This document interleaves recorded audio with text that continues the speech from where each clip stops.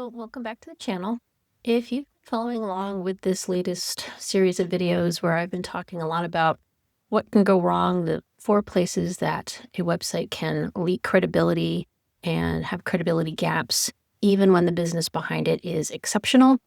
Well, today I'm going to make a little bit of a transition and talk about something a little bit different, but related.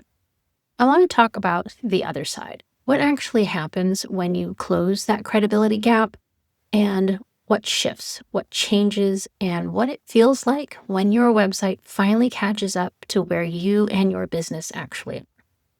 But before we get into that, if we haven't met yet, I'm Meg. I'm the founder of Purpose and Pixel, and I help established women entrepreneurs close the gap between their real-world expertise and how they show up online. So there's this particular kind of low-grade discomfort that can come with having a website that doesn't reflect who you or your business actually are anymore. And it doesn't have to be dramatic. It doesn't announce itself. It just sits there in the background and showing itself in inconvenient moments. It's that pause before you share your link with someone, that half second of hesitation where your brain does this quick calculation and thinks about, is this going to make me look credible? Is this going to really show who I really am? Is this going to support my business? Or am I going to have to explain?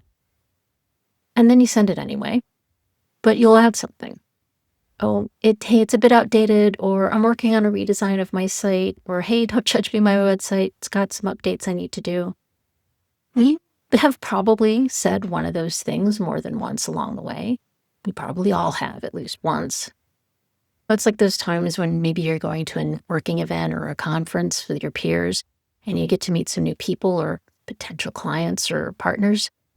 And then somebody asks for your website link and you feel something tighten in your chest a little bit. And maybe there's a lump in your throat. Now, you're proud of your work. You know what you've achieved. You're confident in what you do and who you serve. But you're not so confident in that website and in that link. And that's the gap I'm talking about. The gap between those two things can become exhausting to have to carry and try to explain all the time. It's the way you'll keep circling back to your website without ever fully fixing it, tweaking a headline here, swapping out a photo here, and just continuing to tell yourself, I'll do a proper redesign when things slow down a bit and I have more time or I've got more money to invest for it. Except that things don't slow down, or maybe the budget never materializes and your site just stays where it is. And so does that discomfort. And I want to call that out because it's a place that a lot of accomplished women have been living in for so long that it just starts to feel normal. But it isn't normal. It's a credibility gap, and it can come with a cost. But what happens when we close that gap and our website, our online presence begins to match and align with the expertise that we've worked so hard to achieve? First thing, and maybe this sounds a little too simple, is that link, you can send that out without apology, without qualification, without adding on something to prepare somebody for what they're about to see. You're in a conversation and someone asks you to give them the link to your website, you just give it to them. You just send it. No caveat, no qualifier, no explanation. Because you already know that what they're going to find on your website when they get there is going to match the person they just met. You know the first impression it's going to make, and you know it's going to do its job for you. And that moment, I want you to think about that. That first time that you send your link to somebody without adding anything to it, pay attention, because it's small, but enormous at the same time. Because that is the place where the shifts that you're making, they start compounding. When your website is in alignment with your expertise, the quality of your inquiries may change. Maybe it's the volume, maybe not, but the fit of your inquiries become better. When your website is clearly communicating who you are, what you do, and who you serve, the people that reach out already understand what they're stepping into. They've self-selected. They're not asking questions your website should have already answered. They're not surprised by your pricing, and they're not trying to fit you into a box that was never yours. They found you, read your site, and thought, yes, this is the person I need. Your sales conversations will start from a different place because there's less convincing involved, less starting from scratch on every single call. The website has already done a significant portion of the trust-building work for you before you ever speak. You are confirming and clarifying, not just establishing your credibility from zero. That's a fundamental, different kind of conversation that you're having, and it's just so much less draining in ways you can only imagine. And maybe your referrals will start to land differently too. When someone sends you a potential client your way, they're going to go to your website before they do anything else.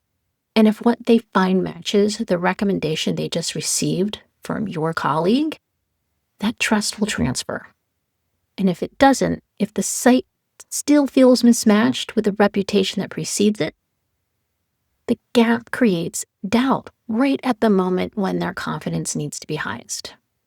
So a website that matches your expertise, that is in alignment, it also can protect your referral network and partnerships.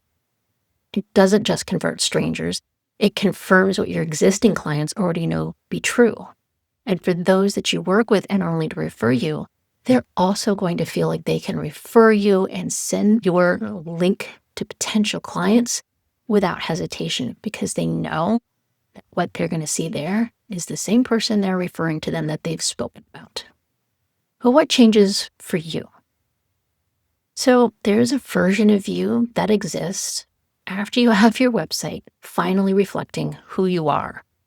And you carry yourself a little bit differently.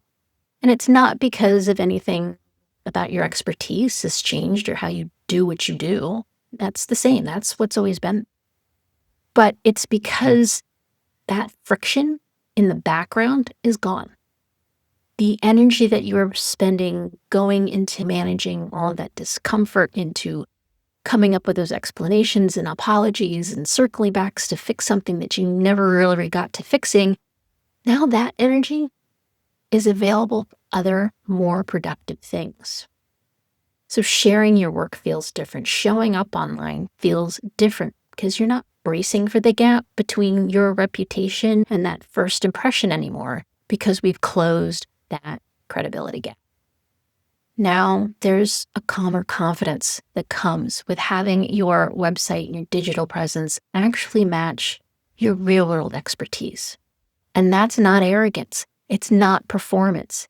It's just the ease of knowing that when someone finds you online or asks for your link, what they're going to find is accurate. It's you. It's your business at the level you're operating at right now, presented clearly and without explanation.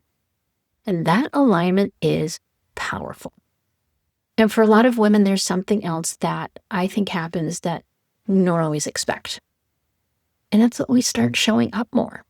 We'll start sharing our links more freely. We'll start putting ourselves out there to take part in all different kinds of things. We'll pitch ourselves more often. We'll say yes to opportunities that require sending someone to our websites, to know that our website is never going to be the thing holding them back. And when that piece is now solid and in alignment, something else can open up. And I want to be clear that we're not talking about perfection. We're talking about alignment. Our goals are not to have a flawless website that will never need to be touched again. They're always going to need updating and care and feeding. But the goal is that alignment, that your online presence is working in the same direction as your expertise right now, not against it. So when your messaging is clear, when your proof is visible and placed where it earns trust, when your site guides your visitors through a logical path and journey, when the overall impression you make reflects where you actually are in your business, those things working together is what will help create this shift. And it doesn't have to be built all at once. It just needs to be done intentionally. And it starts with knowing where your biggest gap is right now.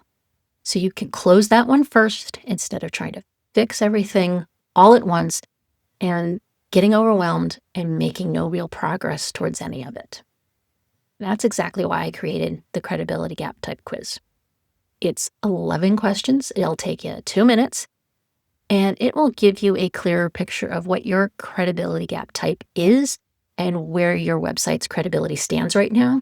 So you know where to focus first, and you'll get some actionable items to work on right away so you can focus your time on the things that you need to be paying attention to and not wasting your time on the things you don't. So the link for that is down in the description. I highly recommend you take that. And if you already know that, hey, this does apply to me, I've got some of these issues to fix and you'd like some help, you can also find out how you can work with me down below as well. So if you've been following this whole series, I want to say thank you. Next up, I am going to be segueing into something that I've been wanting to talk about for a while, and that's leaning into the visual side of credibility and an approach to brand photography that might generally change what you think is possible. So keep an eye out for that one. I will see you again soon.